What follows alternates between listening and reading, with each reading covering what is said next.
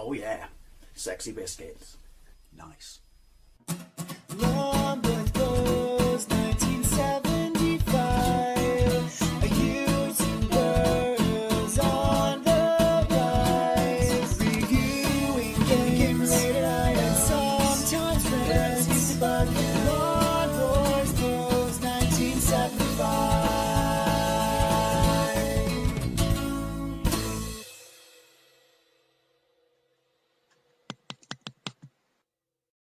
Hey YouTube, Long Boys Post 1975 and welcome to the random vlog. Welcome to the ticking clock room. If you don't like ticking clocks, you know the rules. Titteth I not give. Anyway, what I want to talk about this week. This was a suggestion by Shock16 on my going over your mate's house on your bike, you know, after school in the summer holiday video, where he said, you know, he talked about his memories of stuff like that, and you know, also went on about, because it was a universal thing. Obviously, if you've not watched that video, go and check it out, because this is a natural progression from that video about, you know, your first steps of freedom. Only this is not as a kid, this is as a young adult, and probably your first true step of adulthood, to be fair, getting a driving license. Anyway, so he said, you know, why not do a video about your experiences of, you know, getting your driving license and driving? Did you get it before your mates? You know, in your circle of friends, who got their car first? Was that a big deal? And I thought, do you know what? That's a really good thing to talk about, because again, I have a massive amount of nostalgia for summer 1993 when I got my driving license and my first car, shared car, with my twin brother. Jumping ahead of myself though, so we'll get to that in a bit. But it was also, I've done a video, a few years ago, where I talk about some of the cars I've owned, because I've owned a fair few, you know, some absolute bangers.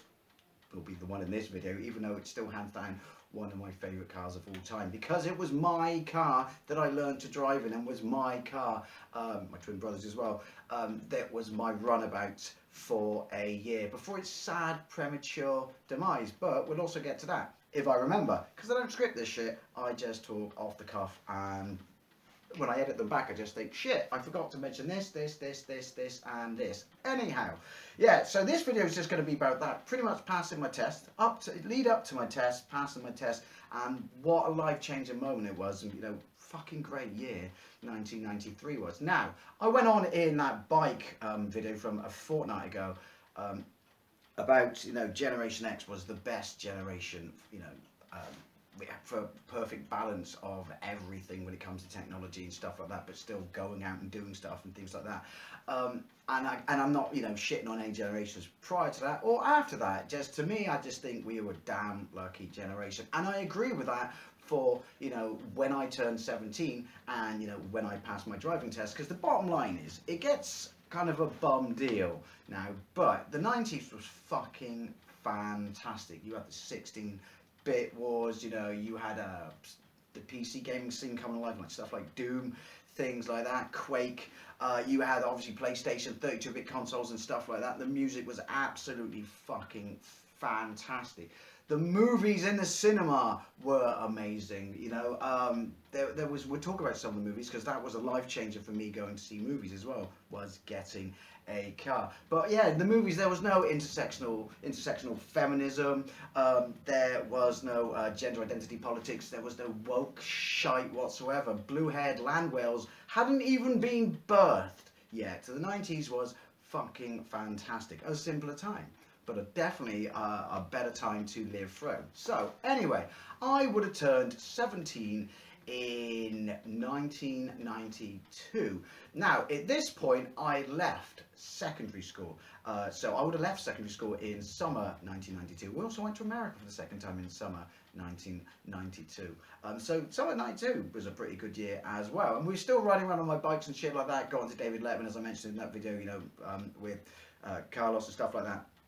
But so I was in sixth form college, because before, you know, before, you know, went further in secondary education and shit like that, I did sixth form college first. My twin brother went to Western Tech College, and so we obviously see, there are people at work who are considerably younger than me, but they've only just started learning to drive and passing the tests and stuff like that, like in their mid to late 20s. When I was a kid, because you're still a fucking kid at 17, the minute minute you turned 17, it was about getting your driving license. Obviously, my old man owned a garage, you know, in the motor industry, so this was an immediate step up for us. And I had a foot in the door anyway, because I've been driving cars on, you know, over and back off his pit for MOTs since, you know, I was a fucking child. And when he got Bedminster Road Garage and had a forecourt, which would have been 1991, he used to let me drive around and had the forecourt and shit like that. So I was at one. I was at peace with the clutch. The clutch to people, you know, learning to drive is their biggest fucking problem. Their Joker to their Batman, if you will. But not me. I got that out of my system. Maybe this is why I passed my test first time. Remember when everyone said passing your test second time makes you a better driver? No, it doesn't, because if you were the better driver, you would have passed the test first time, wouldn't you? Hate that, but that's just you know. Hey, check it out though. I guess in the 90s there were still participation medals to keep everyone happy. But anyway, so yeah, we wanted to drive straight away. So my dad, because he would have access to this, and he knows that if you're going to learn to drive, then you don't want something nice, do you? You want something that you can prang, you can, you know, slip the clutch on, you can rev the nuts off, and all that shit.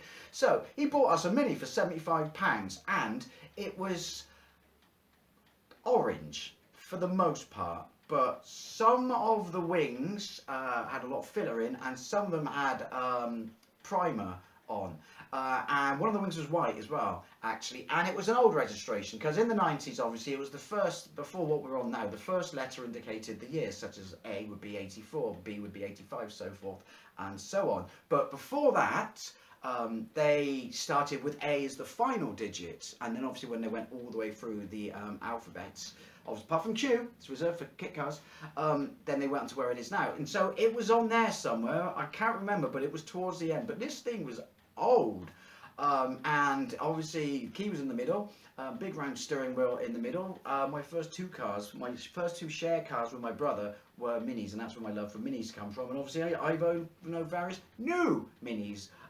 But so he bought this, and what my mum did was, because I thought driving lessons were expensive then, they were about 20 quid. Apparently they're £90 now. Anyone learning to drive now, please let me know. Is that true? That's fucking daylight robbery. Anyway, because my auntie lived down the road and she had farmland, but it was all like paved and stuff like that, but it was off the road, we could drive around it, you know, we weren't driving in grass. So my mum took us there, and, you know, every night after college or after sixth form, when we practice and stuff like that, just to get used to driving, just to get used to gear shifting and shit like that. And that was an absolute godsend. And then she also took us out on the roads, and it was brilliant. And my brother failed his first time and passed his second time. But like I said, I had an advantage, you know. I wouldn't say unfair advantage. It's not unfair, because I had a work ethic and worked every Saturday with my dad, and he let me drive cars. Don't test me. But yeah, so I remember I was really comfortable. We booked our tests and stuff like this. But round about booking our tests, it was coming up to summer holidays in 1993. What a time to pass your driving test. Summer holidays, you know, for sixth form college, 1993. See for our statement about how fucking cool the 90s were. And yeah, so my mate at school, there were three of us. There was me, my mate Sam, see, you know, the kid who had the NES, in last week's vlog, getting the Mega Drive vlog, getting the Mega Drive from the mail vlog. And then there was Ben Mescom, whose dad lived in France for most of the year, so obviously he had a house there. And then there was his mate Jason Filer, who we used to call Lady Godiva or Deep Sea Diver. And his dad said, hey, Ben, you and your mates, do you want to come over and you can spend 3 weeks in France for the summer? Obviously you don't have to pay for your accommodation, just get money and shit, come over and party and stuff like that. And I was offered the chance, and I said no, because my test was booked. And if you booked your test, then you didn't always get it. You had to wait till you know, a slot or a cancellation or something like that came along. And I was so desperate to get my driving license that I skipped out on going on France. It was more important for me to get my driving license. Also, the other reason I skipped out on going to France was it was France. Also, I forgot that, yeah, we paid 20 quid for driving lessons, so I had a whole bunch of those. And my driving instructor, she was a fucking idiot. You got an hour, and it would dual control cars, and you'd be driving along, and then all of a sudden your car would just start like the clutch had gone in, even though you hadn't done it, and you're braking, and you're like, what's going on? And then the car came to a complete stop, and she'd wind the window down and start talking to her fucking mate. Like, do you know what I mean? Like, how fucking rude. You didn't say anything because you didn't want to piss your driving instructor off, because it makes things really difficult. But I'm paying for this lesson. And when, fuck it, I say that. When I did actually pass first time, the first thing she said was, "Not well done, Dave. Congratulations, Dave. I suppose you'll be wanting motorway lessons then." And I literally at that point, didn't bite my tongue anymore and went, "Not a fucking chance. Bye." But yeah, so I didn't go to France. My test came up. I mentioned this before. We'll get into the good stuff. Just got talk about passing the test.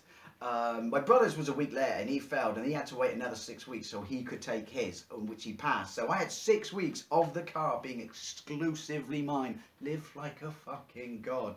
And our mates at the time were, and when Shock said, like, who were you the first of your mates? Well, I beat everyone who went to France. And they were my age, and also our circle of friends then, Carlos, Mads, and obviously I hung out with twin brother. Well, those two kiddies were a year younger than us, so they did their test the following year. So we were like the source of transport in my friends group, and it was like fucking brilliant, and made it even sweeter.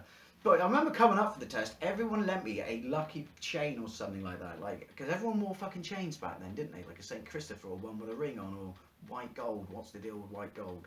And I borrowed everyone's, and I looked like fucking Mr. T. But it worked. And also, when I was doing my 3-point turn, because it was in downtown Bristol, a football came flying out of the park and hit me bang in the windscreen like that. And my driving instructor said at the time, "Hey, well done. You maintained your concentration. Really good. You didn't, panic or anything like that." And I was literally like, what football? Concentrating so fucking hard, right? White knuckled on the steering wheel. Must not fuck this up. Must not fuck this up. Pretty much didn't even notice the football banging off the windscreen like that. Anyway, so yeah, passed my test. Came home. Got in the Mini because we didn't take a test in our car. We took it at the one, at the test station, because this test station, I think it was in Brislington, wouldn't let you take it in your own car. Not sure why, familiarity and stuff like that. They probably took a look at our car and just went, Jesus Christ, that thing's dissolving in the next rain shower. Came home, drove the car. Fucking fantastic. It was just like a life-changing moment, and those summer holidays were brilliant. We used to drive down the road, and there was a petrol station halfway down the hill, and I smoked at the time. I know, disgusting habit. Don't smoke now, obviously, because why would I? It's a disgusting habit. I mentioned it's a disgusting habit because it's a disgusting habit. And we used to put £2 worth of petrol. I mean, it's always been 75% fuel duty in this country because the government are robbing bastards. And when the government, when fuel goes through the roof and they start having to go at petrol stations, say, you should stop ripping people off. Really, government? 75% of the cost of fuel is you. But yeah, we used to put £2 in. You could drive into Bristol downtown, back out, and you'd still have petrol and buy a pack. I used to buy a pack of 10 Silk Cut for £1.20. And this was it. This was fucking fantastic. For those summer holidays, yeah, it's a shame because it killed my bike off. But every night, in case anyone wondering why Luke Buckland isn't in this story, so I went to secondary, sixth form college. My brother went to Western-super-Mare Technical College. Luke Buckland joined the RAF. Massive amount of respect for him then, and a massive amount of respect for him now. And he saw service. Yeah, fucking legendary. That's what he wanted to do when he left school. Joined the RAF. Honestly, legend. Anyway, so yeah, every night we drive down Carlos's. We watch movies. I remember watching Weekend at Bernie's there, and yeah, and we still play football, but we drive to the football park, and then pitch. Sorry, not park in there because we're not that disrespectful. Literally parking in the exit or entrance, I should say. Go down Carlos's every night, like I said, watch movies, do those play SNES games and shit like that, and watch Letterman, and then drive home. Fucking banging. But the other great thing about it was no longer having to get the bus into town. So on Saturdays or in the summer holidays, whenever we fucking wanted, me, my twin brother, Carlos, Mads, we drive to town. We park in Queen's Square, which is off the city centre, because it was fucking cheap back then, and then walk around all the shops that we wanted, and go around Top Man, because you did go at Top Man, I don't give a fuck what anyone says. Top Man was banging for shit in the 90s. Go and remember Rival Records and shit like that, go in the Virgin Megastore. It was fucking brilliant. absolutely loved it. And then on Friday nights, this was the other thing. Me, my brother, and Carlos would drive to both his older brothers, who obviously had their own cars, or considerably older than us. We'd drive into town and hang out with them at their houses or their apartments or their bedsits on Friday nights, and they lived in Clifton and Redlands. So this was a whole new area opening up for us. Like, we're not just hanging out in town, we're going to Clifton and shit like that when we turned 18. 1 week it would be me as designated driver, 1 week it would be my twin brother once he passed his test. This was fucking fantastic. Carlos, Mads would come along. I felt they got the better part of the deal for a year, because obviously they couldn't drive for a year, so they could always come in on a Friday night and drink in the pubs and the clubs we went to. But yeah, that was brilliant, going to their houses, Dominic and Chris's, and we go clubbing and shit as well. That's when we started going clubbing. Don't worry, I got that crap out of my system. But the pubs were brilliant, like the Red Lion and shit like that in Clifton, which was just around the corner from Dom's place. That was a brilliant pub with a beer garden, always really nice in summer. Las Iguanas off St. Nick's Market, that was a fantastic one. You went down, it was a Mexican Tex-Mex food pub, but on a Friday they'd always have a DJ, and you have to go down steps and you were underground, and it was a 90s, chain smoking everywhere, fucking smoke like that, you couldn't see shit. You came home and like literally people could smell you fucking 4 miles off, the stench of cigarettes on your clothes and stuff like that. But yeah, fucking loved it. Loved Las Iguanas. That was a great place. Is that still there? I park sometimes round by there. I should go and see if it's still there. But yeah, so in answer to Shock's question, I was the first person out of me and my brother and my friends to get a driving license and have access to a car. But it was also a penance, because it meant, especially for the first 6 weeks, but we didn't drink at that point because we weren't old enough, but I was transport. I was Taxi Dave. But yeah, the other great thing about town was I'd always have to go to Forbidden Planet or Forever People, primarily Forever People first, up Park Street, on the bus and stuff like that, if I could get a lift from my mum. Being a massive American comic fan and comic collector, more so back then because all modern comics are woke crap and I only buy back issues. They weren't back then, and obviously we had the birth of Image Comics, because when that first kicked in, that was fucking brilliant. And the tail end before that with the launch of Jim Lee on X-Men, Willis Potasio on the Uncanny X-Men, Todd McFarlane on the new Spider-Man title. Yeah, that was fucking brilliant. But yeah, I could drive in town on a Saturday, drive in town for a Saturday, park in Queen Square, and then walk up Park Street, going for Forever People. Not be, the only thing that determined my time limit was the fact that how much money I had to park. Because it was old school meters back then as well, when you popped the coin in and it went like that. Remember that?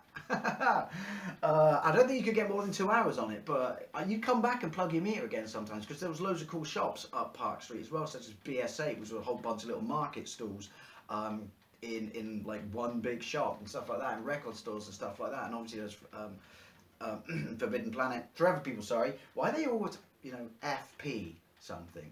And then there were record stores at the top. But yeah, that was definite for me, like fond memories, was going comic shopping, and then some holidays just going down on a fucking weekday and going comic shopping on a weekday. And later on, when Forever People opened up, that was fucking brilliant as well, because I'd go there. And obviously later into the mid to late 90s, I became a huge comic collector and would always drive with my mate Sam at that point, and that's later on, but we're talking about the first year really, but just a quick mention.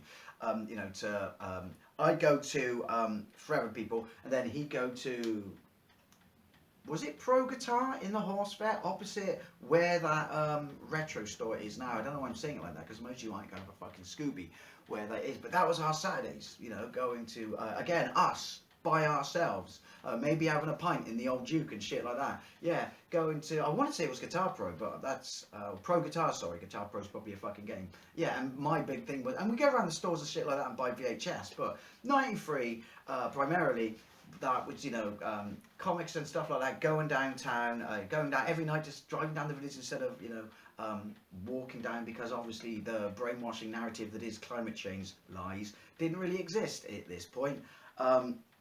But the other thing I remember that was absolutely fucking great was how many times we went to the cinema. Because 93 was, as I mentioned, was a fucking banging year for movies, and I remember it more so than many other years because it was the year I passed my driving test and I could drive to the cinema Frogmore Street, which is the O2 Arena now, I think, or the Odeon, which is still there, because there was no showcase until around about 1994, the next year then, which would have been when True Lies came out, because we saw that there in the Mast. But yeah, so went to the cinema so much, and used to watch like MTV at the movies when MTV was MTV Europe, and so it was still fucking good. Ray Cokes, Pip Dan, stuff like that. How even Davina McCall was actually reasonably likable when she was on there. And obviously you see all these movies coming out and stuff like that. So fucking amazing. So what was it? Demolition Man, Last Action Hero, underrated gem. The Crow, was that 94? Not sure. Nowhere to Run, fucking brilliant. Loved it. Me, my twin brother and Carlos and Max just going to the movies like at least guaranteed once a week. The other thing was when the summer holidays ended, I could drive to sixth form college, which gave me a whopping whole half an hour extra in bed. And when we were there, especially like when we turned 18 in October, we could drive out. And at lunchtime, drive down the Pedicum, which was a pub, and drink there and have a pint. And the college couldn't do anything about it. It was sixth form college because it was you were taught on the same grounds as your secondary school, but you're 18, okay? You could have a pint at lunchtime, breaking no rules. They had no rules against us at school. Pretty sure they weren't very happy about it, but yeah. And then drive home, give your mates a lift home. On Wednesday, which was a half day, if I had the car, because we'll explain that momentarily, we'd go on a half day, me and my mate Sam, this would always be our day. This is pretty much late 93, early 94, again, it's mainly about 93. Yeah, drive into town. Guitar store, see a movie. I saw loads of movies with him. I saw The Crow with him. Saw it once with Carlos, saw it a second time with him. Yeah, so Wednesday became my midweek comic day. So I had a midweek comic day and Saturday comic day. So, you know, different groups of friends.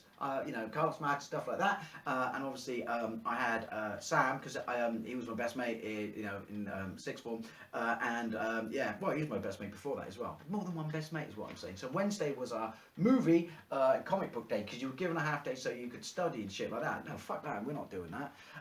We're doing what everyone else did and going downtown. So that was absolutely brilliant. Driving up his house and shit and playing his nares and that, because you know now I could get there.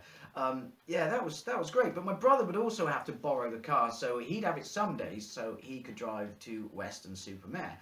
So yeah, I get it for half the week. He'd get it for half the week, and it worked out really, really, you know, quite well.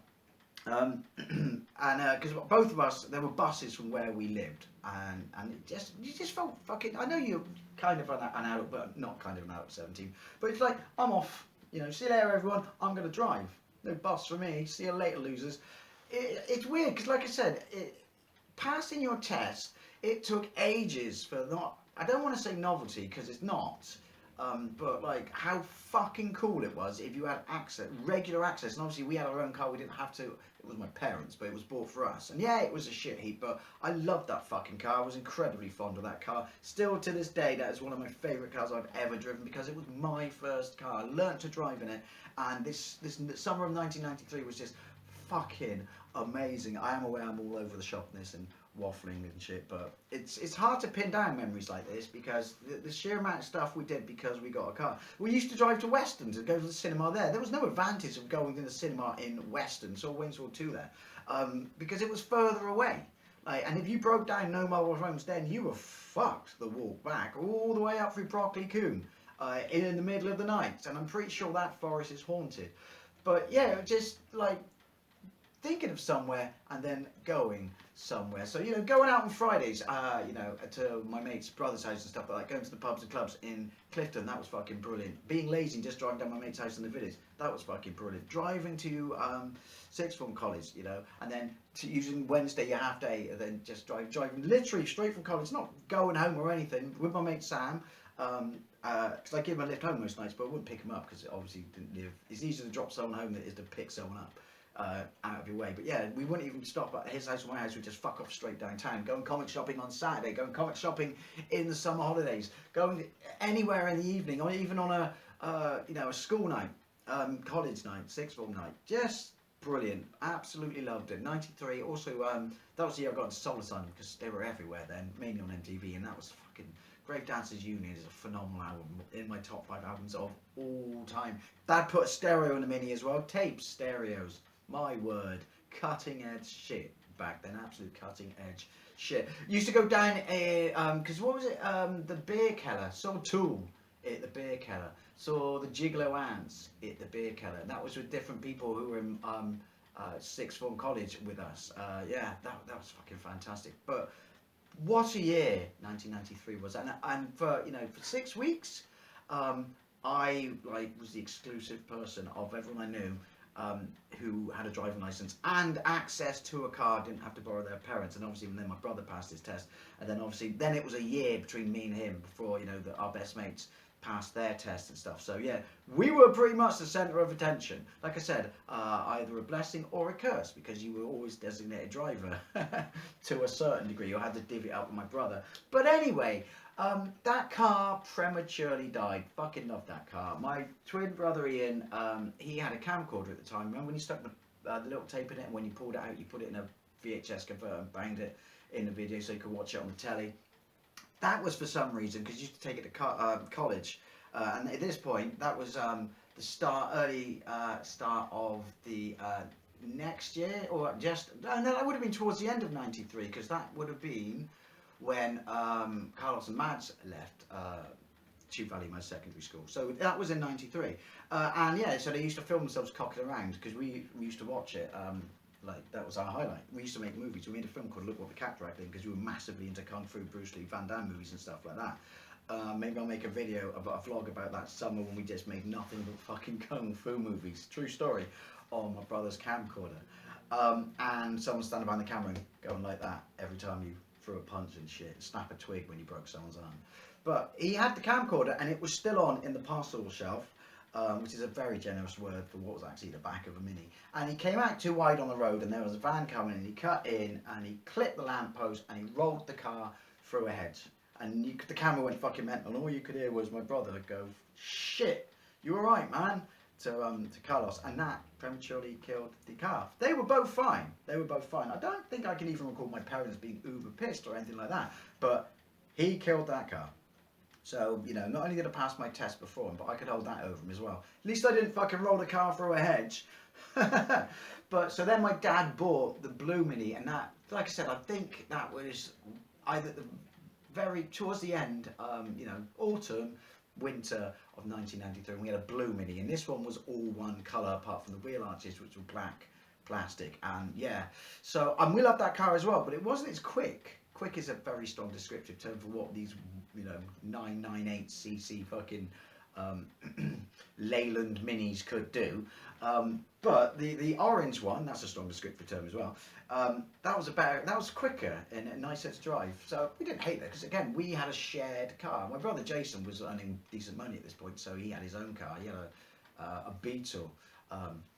But yeah, and I was generally gutted that car got destroyed. So that's where I want to end it.